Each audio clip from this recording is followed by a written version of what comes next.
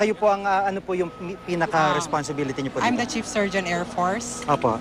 So, ngayon, ang ano namin is to set up a medical station for the victims para pagdating nila, pagbaba nila dito mismo from the C-130, inaasikaso muna yung mga may sakit o yung merong nararamdaman or merong kailangan na medical attention.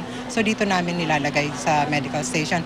Tapos those needing hospitalization, dadalhin namin doon sa Air Force General Hospital. From there, coordinate na kami sa mga government hospitals where we can send these civilian patients. Opo. Ma'am, doon sa nakita ho namin doon sa field, marami hong debris, maraming mga pako, yero na nagkalat. So, yun din ho ba yung majority ng mga cases na nakikita niyo po dito na nahiwa, na pako? Oo, karamihan ng cases na nakikita namin are wounds, abrasions. Tapos, kaya ang mostly na kailangan namin dito is mga for tetanus, anti-tetanus serum or tetanus toxoid. And we're very happy na nag-ano din ang SM Foundation. They also helped us with the yung pagdating ng patients. They also help us with the giving of food and medical attention. And we have a lot of volunteers from different civilian and private entities. Andito rin ang mga doctors from Makati Med. Yes, ma'am. And we also have doctors from the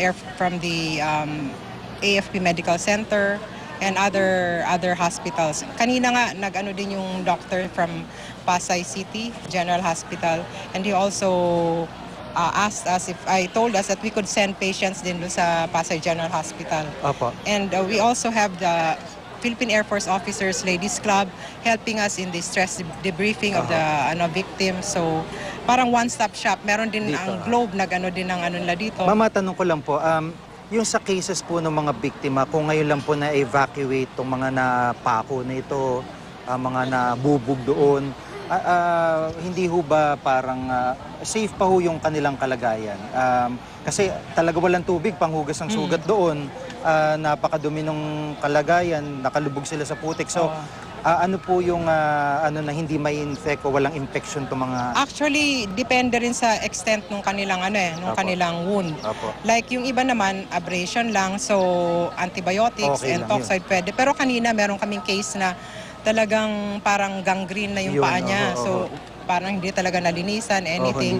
So yun, ni-refer namin sa government hospital for for the surgical procedures. Opo, ito po 24/7 po. Yes, 24/7. Habang may dumarating na si 130, hindi kami maalis dito. Opo, at siguro panghuling salita po, kayo po ba'y sapat sa gamot para sa mga tinatanggap niyo mga biktima rito? Actually, maraming dumarating na gamot. So, at saka marami pang nag-pledge ng ano nila, ng mga donations sila. So, maraming dumarating. And kanina nga, nandito yung commanding general namin, si General De La Cruz, who was the one who told us to set up a medical station here para nga madaling ma-assist yung mga dumarating na victims from Tacloban. Opo, maraming salamat po, ma'am. Okay. Si Colonel Elizabeth Vingson, siya po ang Chief Surgeon ng Philippine Air Force.